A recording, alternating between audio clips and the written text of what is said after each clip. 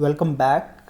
In this screencast, I'm going to explain what is virtual environment, how to create virtual environment, how to install Django, and how to start a project in Django.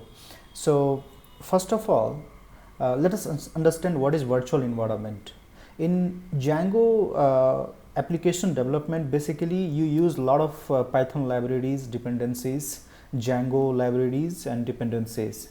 So basically a virtual environment gives you a dedicated environment for that project where you can install and keep the dependencies required for that particular project, and that particular dependencies is not going to conflict with other Django project.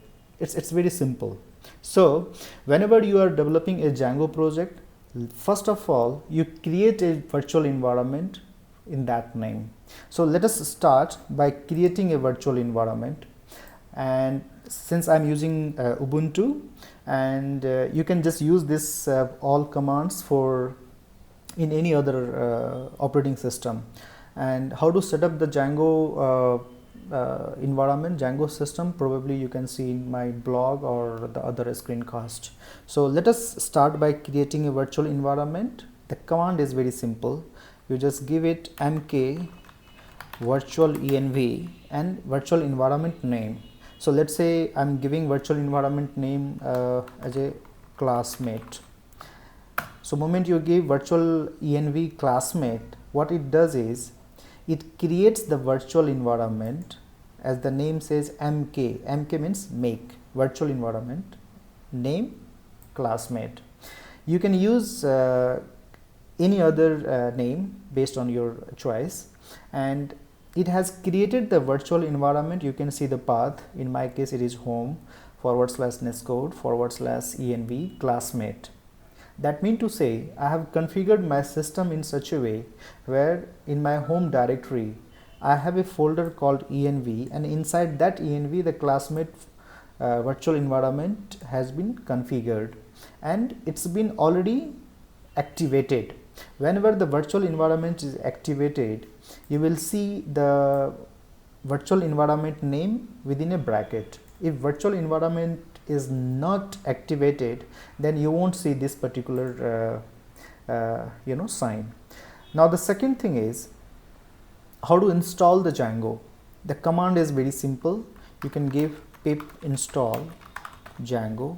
What this command will do is it will download the latest Django version from the repositories and it will install within the virtual environment.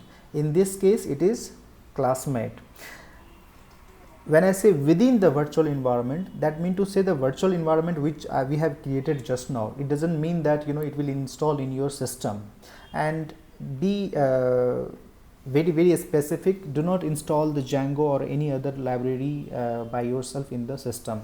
So let us install the Django within this virtual environment, and you can see it started by collecting Django using cache. That means to say prior to this particular screencast I have downloaded the Django, and that's why system using cache, and it installed the 1.10.3.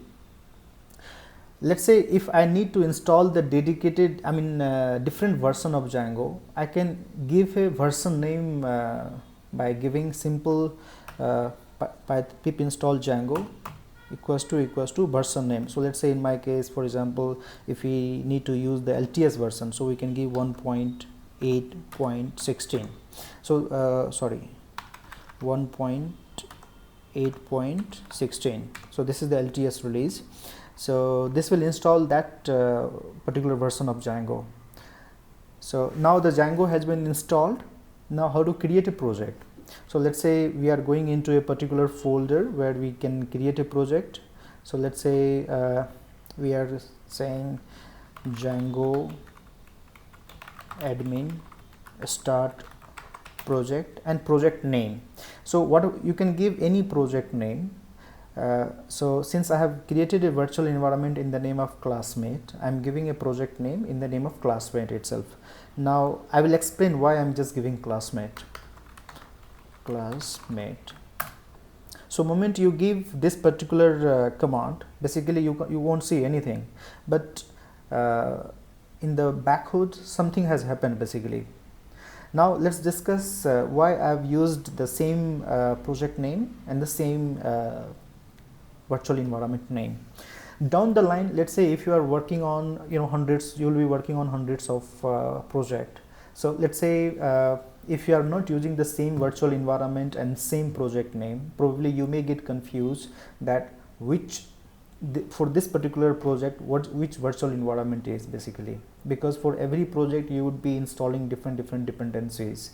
So let's say if you are not activating the particular virtual environment which you had created for that project, probably your project won't run. So just to remember, we are using a convention that give the virtual environment name and the project name as the same, so that it would be easy for you to reference it.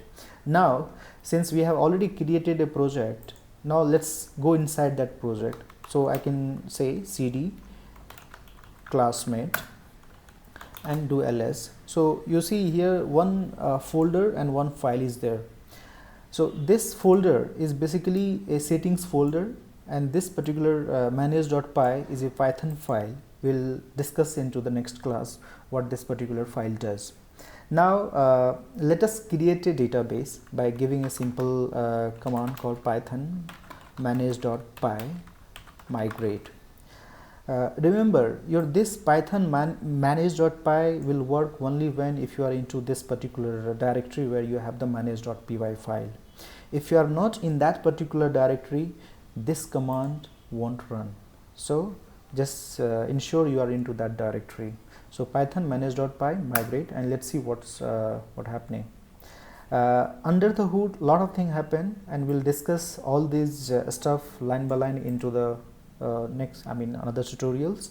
Now you can run the server by giving a command python manage.py run server, and if you give python manage.py run server, your server is running on a port 8000. You can give a custom port also, let's say 8080 or 8069, whatever the port you want to give, you can give, provided that port is free. So let's say now if you go into the browser and give, so you can say it worked, mean to say your Django has been installed and running successfully. Now how to log in into the admin panel. So let's say if you go /admin here, and you will see a beautiful login form to log in, but we don't have user ID and password. To create a user ID and password is a very simple thing. Just first close the server by controlling Ctrl+C, pressing Ctrl+C. So if you press Ctrl+C, your WSGI server will be closed, and you can run the other command to create the super user. So let's say python manage.py create super user. So here system will ask you and give you suggestion also, leave blank to use netcode, because netcode is my username of the system, or if you would like to give the username which you want, you can give that. So in my case, let's say I want to keep netcode itself, and email address I want to just give, let's say info@netcode.com. password, let's say I'm giving password @123, password @123. So this will create the super user. Now again run the server, python manage.py run server. So your server is running. Refresh the browser and give a username. My username is netcode. Password, let's say give PASSWORD, password @123, and you are in. So basically by giving all these commands, you can install Django, and you can run the Django project. Thank you so much for watching this screencast. See you in the next screencast.